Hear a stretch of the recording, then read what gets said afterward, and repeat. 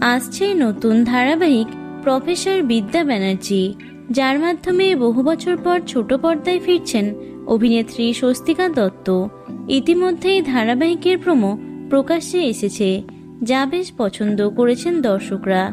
তবে এখন প্রশ্ন হলো, এই ধারাবাহিকের নায়ক কে হচ্ছেন? প্রোমোয় খলনায়কের দেখা মিললেও দেখা যায়নি নায়ককে। প্রথমে শোনা গেছিল শন ব্যানার্জি, গৌরব রায়চৌধুরীদের মধ্যে কাউকে দেখা যেতে পারে নায়কের ভূমিকায়। তবে না, সেটা আর হচ্ছে না। এবার নতুন দুই মুখকে বেছেছেন স্নেহাশিস চক্রবর্তী, যার মধ্যে দৌড়ে এগিয়ে রয়েছেন অভিনেতা অর্ণব ব্যানার্জি। সব ঠিকঠাক থাকলে আলতা ফড়িংয়ের ব্যাংকবাবুকেই দেখা যাবে নায়কের চরিত্রে। প্রসঙ্গত, গীতা এলএলবির কৃপান অর্থাৎ অভিনেতা সৌমক বসুকে দেখা যাবে খলনায়কের চরিত্রে।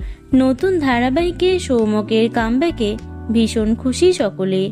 আগামী 29শে অক্টোবর থেকে শুটিং শুরু হবে প্রফেসর বিদ্যা ব্যানার্জির।